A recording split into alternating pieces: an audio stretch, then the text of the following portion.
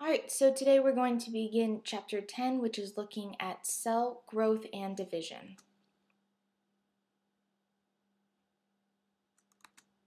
Okay, here are your objectives. We want to be able to explain why cells must divide. And then the key thing here is going to be able to name all of the parts of the cell cycle, and more specifically mitosis, and be able to tell what is happening during each phase or during each stage.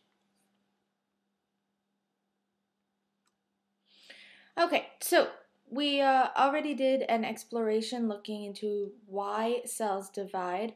Okay, one of the reasons is something called DNA overload. And so as a cell grows bigger, there is more of a demand on the DNA. The larger the cell, the more organelles it's going to need to produce. Therefore, the more proteins it's going to need in order to carry out those processes. And so in order to make those proteins, those organelles are going to be accessing the DNA over and over and over again. Well, sometimes they can overload the DNA with requests. This can be analogous to the idea of a small town library, and suddenly the town just, quadruples in size. Okay, that small town library may have been able to meet the needs of a couple thousand people, but as the town grows, there might be a waiting list for, people who need certain books to check out. Just like as the cell grows, there would be too many demands on the copy of DNA to make proteins and other things essential for the cell. Okay. The other reason is because of material exchanges, moving things across the cell membrane. It's going to be quite a large demand as the cell gets larger, and we're going to explore that just a little bit here since it's something that we've already covered. Okay. So we talked yesterday about surface area and volume. Okay, two different measurements that we can make on a cell, and they have a very important relationship in biology. So for example, we need to think about the surface area as our cell membrane. And what types of things do we regulate moving in or out of the cell? Oxygen, food, waste, things like that. As cells grow, these two measurements do not grow at the same rate. Okay, this should look rather familiar. Looking at the different cell sizes, we can calculate surface area, volume, and then the ratio of surface area to volume.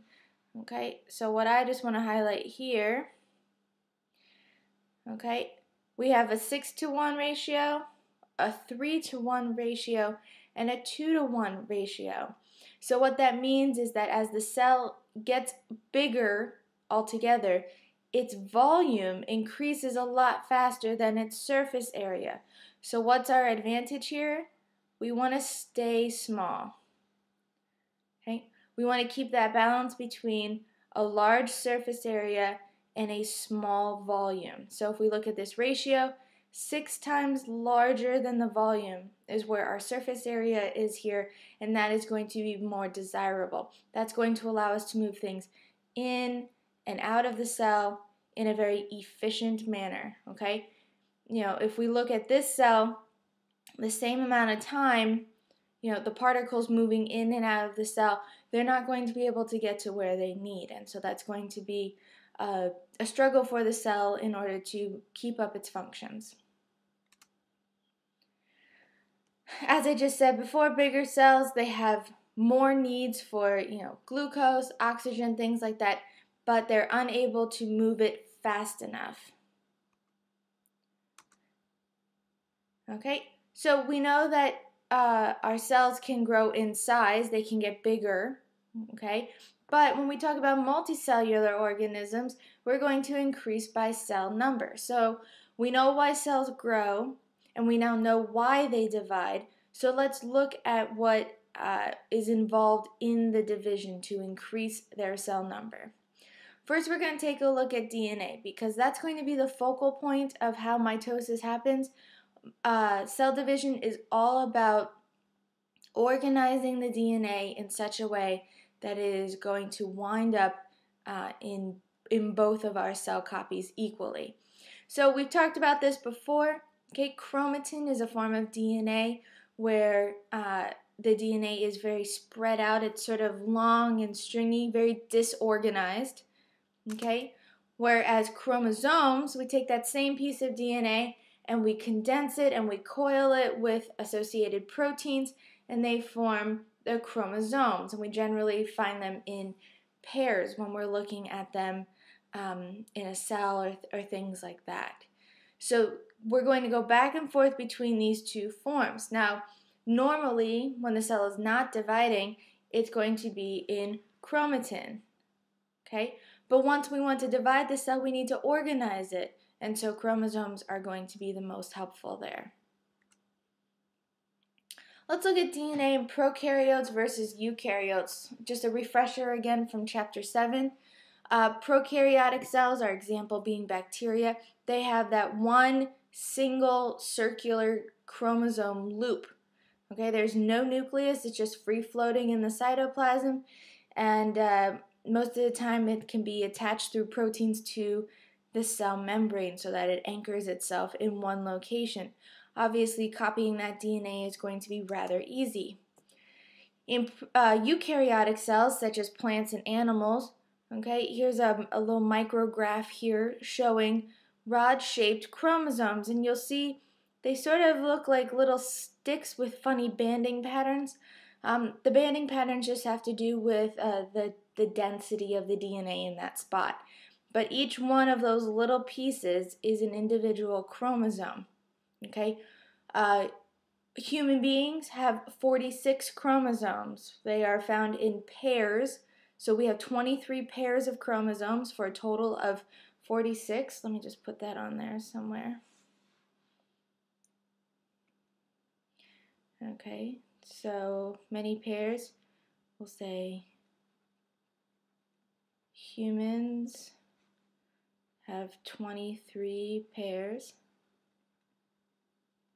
Okay, so that would be 46 chromosomes total.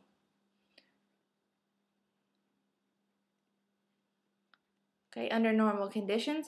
And we know that for the majority of the life of the cell, they're going to be found in the nucleus. Now, obviously, if during cell division we need to separate them, you can take a guess that at some point they will be coming out of the nucleus. So let's take a look more closely at chromosome structure. Okay, here we have a diagram. You see we have one chromosome and it is attached to another one. Okay, it's important to note that this chromosome is a copy of this one. So here's chromosome number 1 and here's copy 1. Okay. Each one of these that have two identical pieces to them are called chromatids. And in the center here, that right there, that's called a centromere. Okay, it's a little protein complex that's going to hold our chromatids together. Just like this. Okay. Now, when you get your chromosomes, you always get half of them from mom and half of them from dad. So let's take a look and we'll say this chromosome comes from mom and this one comes from dad. Okay? They are what we call homologous. Okay? Homo means same, but here they're not going to be identical. Okay? Whereas chromosome 1 from mom and copy 1 from mom are identical, okay, chromosome 1 from dad and copy 1 from dad are going to be identical, but not necessarily chromosome 1 from mom and chromosome 1 from dad. So homologous does not mean identical, so important to put that here. We are not an identical pair when we compare mom and dad. Okay, this is something we're going to review again when we get to meiosis because it plays a little bit more of a role, but I wanted to introduce it here just to get you used to the terminology and thinking about it. Okay, common misconception, so maybe take an extra note here.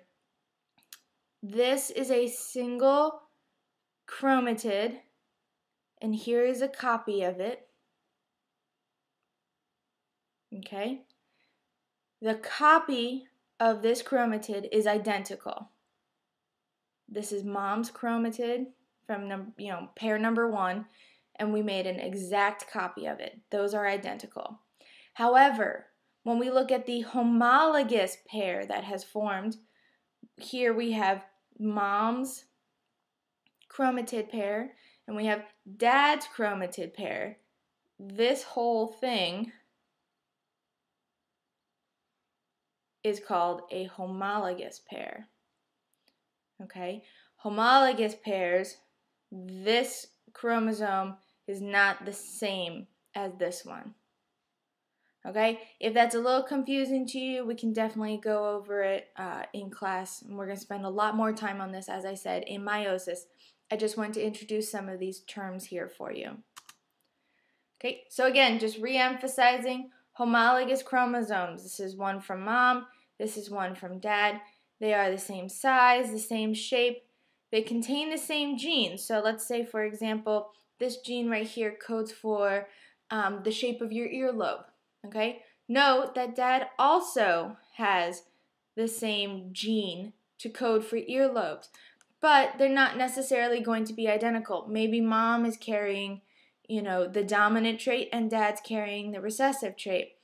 So when we get into genetics a little bit more, that will be further explained to you. But again, it's just important that you know when we look at mom's chromosome versus dad's chromosome, they are not identical. This is a homologous pair. Okay? Also, in the other page, when it showed the homologous pair, it showed them looking like this, right? That's a homologous pair. We don't count the copies, so it doesn't matter. So we could also say, just one of each, like this, okay, is also a homologous pair. So whether they are with their copies or whether without their copies, this is still considered a homologous pair because this one comes from mom, this one comes from dad, this one comes from mom, and this one comes from dad. Same size, same shape, they carry the same genes, but they may be expressed differently. Therefore, they are not identical. Very important to understand. Okay. Cell division. So let's start talking about prokaryotes versus eukaryotes. Bacteria reproduce using binary fission. This is a way where they take that single bacterial chromosome. They're going to copy it. See, now we have 2 loops. The cell is going to continue to grow in size, and then eventually it's going to split into 2. Okay, we have the DNA in one and the DNA in the other. So we started with 1 cell, and now we have 2 cells, each with identical sets of DNA. For eukaryotic cells, this is going to be a lot more in depth, and so we're going to look at the life of a cell, which we call the cell cycle. In the cell cycle, we've got a few main phases. First of all is going to be interphase. Interphase is when the cell is not dividing. Okay? So during interphase, we have 3 subphases here. G1, which stands for gap. Okay, again, we're not dividing. This is when the cell is physically getting bigger in size. So it's increasing in cytoplasm. The cell is just, doing its job. It's carrying out its regular functions. It's not thinking about cell division right now. Okay? As it's increasing in size, it's then going to reach a point where it gets so big that it says, we should start thinking about dividing. In preparation for that, it's going to then enter the S part of interphase, which is synthesis, meaning it's going to copy its DNA. So, in humans, we go from 46 chromosomes and we make 46 copies, okay, one of each of those chromosomes. Once the DNA has been copied, we then enter your gap 2 phase. That's where we're going to continue growing bigger. And we're also going to be preparing for cell division because now we're about to enter division. So, the star of the show here, we have learned about him in chapter 7, the centrioles. Okay, centrioles only show up in a cell that is about to start dividing, so we do not see them in resting cells. So once the signal has been received that we should start thinking about dividing, we're going to see the centrioles being made here, and we're going to talk about their role in the cell division process later. Okay. So once you've gone through interphase, actually, let me go back here. So for the cell cycle, this is like step 1, okay, interphase. Now we're going to move on, and step 2 is going to be the cell division phase. So mitosis in this example is where we divide the nucleus, and by nucleus we're referring to the DNA division. So we have a few key phases here: prophase, metaphase, anaphase, telophase, and then the last part here is cytokinesis. I'm going to sort of separate this out because this is technically not a part of mitosis.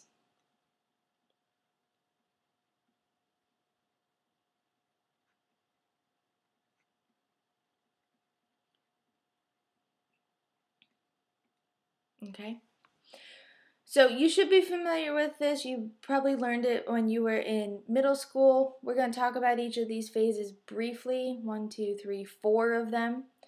They're all going to be involved in preparing the DNA, sorting the DNA, separating the DNA, and then finally, once your 2 separate nuclei have formed, the rest of the cell is going to split so that we have an actual dividing line between them.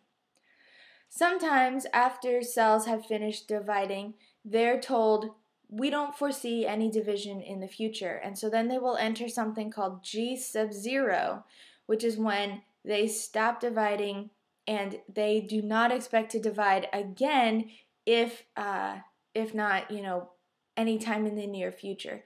So for example, certain nerve cells in the body are constantly going to be in G sub 0. They divide that 1 or 2 times in early development, and then within the adult human, they are in a G sub 0 phase, and they will stay there. This is a very, very, very important diagram. Put big stars next to this one. Big stars. That's a star, by the way. Big stars, lots of stars. Very important diagram. Okay. If I were to blank out all of the words on this diagram, you should be able to fill them in. In addition to that, you want to be able to tell me what's happening in each one of these phases. Okay, so note here, this whole purple section is called interphase. Okay, and we see that it's broken up into G1, S, and G2, as we discussed before. And then on this side here, we have the M phase, or cell division. These two things are the same. Okay, we see for mitosis, it's pro, meta, ana, and telophase. And then you'll see cytokinesis here being separated.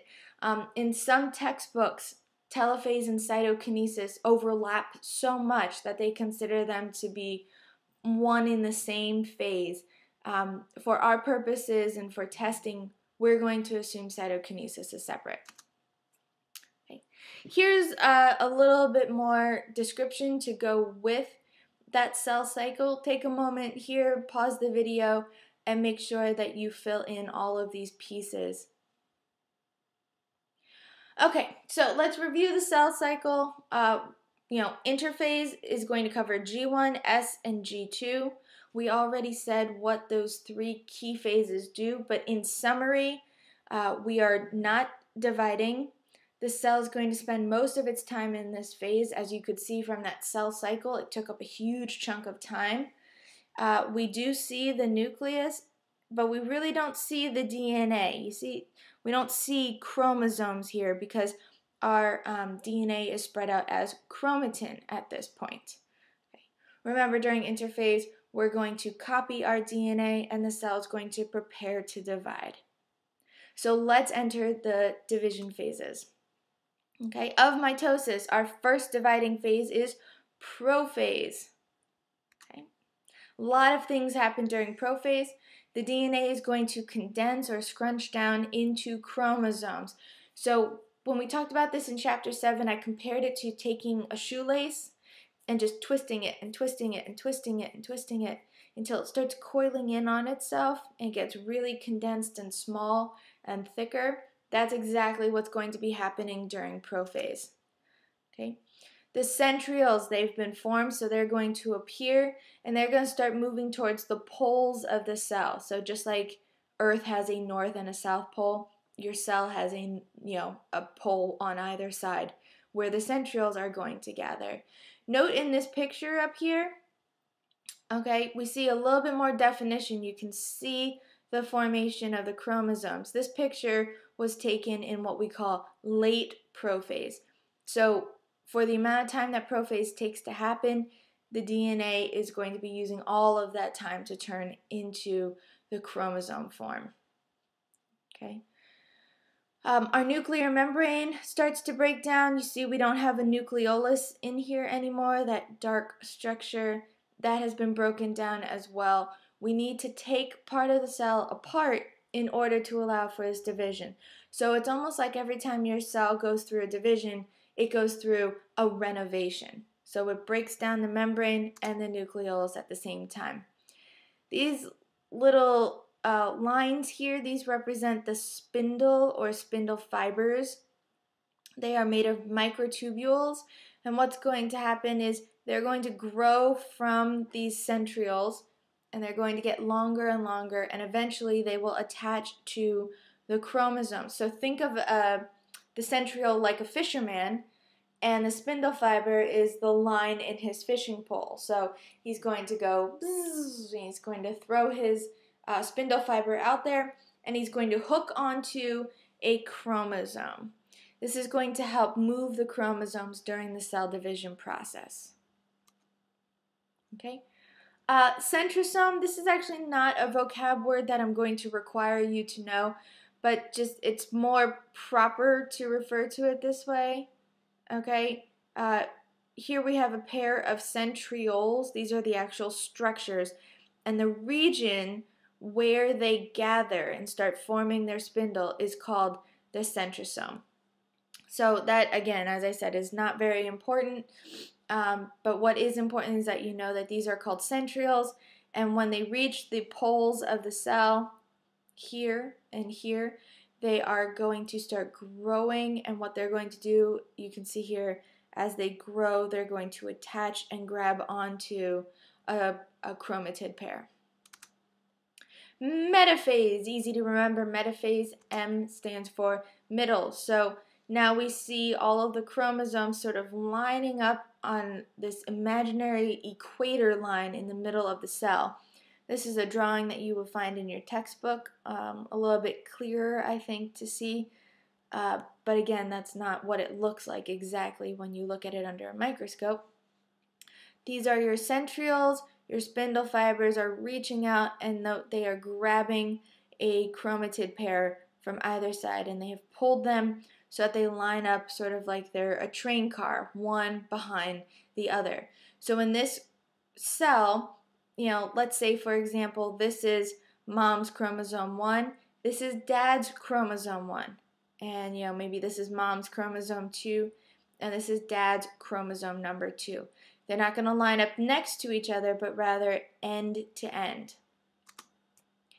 Anaphase, okay? Eventually what happens is you get the fisherman on this side, he's pulling in one direction. The fisherman on this side, he's pulling in the other direction, and he breaks that centromere, okay? It splits apart, and thus you see we have the separation between these single chromosomes. Now they're moving to either side, so the fisherman is, reeling them in on those spindle fibers, so to speak.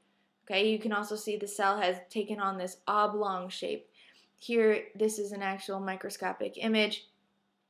You can see very clearly the groups of chromosomes going to one side and the groups of single chromosomes going to the other side. So we have pulled those chromatid pairs apart, and now we're back to individual single chromosomes. Okay. In telophase, we're going to have to reverse everything that was undone in prophase. So this is like the rebuilding after the renovation. So everything that we did before, we now undo. So the nuclear membrane is going to start building back, except now we've got two of them because we have two groups of genetic information here. Okay. The chromosomes, they no longer need to be organized, so they're going to start decondensing. They're going to become chromatin again. Our centrioles have done their job. We don't need them anymore, so the spindle fibers disappear as well as the centrioles. Okay. In cytokinesis, what's going to happen is that the cell is going to split in two. All right, let me just go back one page here. If you notice, telophase is the last phase of cell division. And remember, the purpose of cell division is to have two separate nuclei form. Well, guess what? We've got them. One is here and one is here. But we still have one cell. So what we need to do now is we need to cause this cell material, all the cytoplasm and everything else in it, to fully separate. So we need a splitting to occur. In animal cells, the way that's going to happen is they're going to start pinching in. We call it a cleavage furrow, okay? This sort of little dip that forms here. For this cleavage furrow, it's going to start pinching in closer and closer, and this is the best thing I can show you. You take your hands, okay, sort of like this. Here's anaphase, and then just start bending your fingers in. And it's pinching, pinching, pinching, pinching. As soon as one cell membrane side reaches the other, boom, then they can pop apart and they are separate. Remember, animal cells have a flexible cell membrane, so they can split their cytoplasm this way. Plant cells, however, have a very sturdy cell wall around them, and so they're really not going to be that flexible in the bending. Instead, what's going to happen, and this is the best picture, you can see it right there, okay, that darker line. What's going to happen is a cell plate is going to form between each of the two groups of nuclei here, and eventually that will form the new cell wall, so that this will be its own separate cell. Then you'll have the cell wall for both, and this will be its own separate cell as well. Okay, so just a quick review here. Interphase, important things to remember. The DNA is in chromatin form. We're not dividing, so this is not part of cell division. This is the resting phase. When signals are received to divide, then it's going to start preparing for division. It will do that by copying the DNA and by physically increasing in size. Once we enter division, things pick up really fast. The chromatin will slowly will start to condense into the chromosomes, so that's where it finds that copy and it pairs together with them. We're going to see spindle fibers start forming. By metaphase, we've taken all of those chromatid pairs and we've lined them up on the metaphase plate, okay, right there in the equator, organizing them so they're nice and central. Anaphase, those spindle fibers have already grabbed onto the chromosomes and they start pulling them in opposite directions until each individual chromosome goes its own separate way. We bust that centromere apart. As they gather at opposite sides, we see the formation of two new nuclei, very important. Okay, as those new nuclei form, we are done with cell division as far as mitosis goes. Okay, because mitosis, again, pushing the nuclear envelope forming and two separate nuclei. But we need to form two separate cells from this. And so then in the last part, cytokinesis, this is part of the cell cycle, but not part of mitosis. That is where we're going to see the complete splitting of the cytoplasm, and we have two separate cells that are completely identical. Okay, please review the objectives at the beginning of the video. We will be doing a lot of worksheet work. Again, the important thing to get here, the terminology, knowing what is happening in each phase. Okay.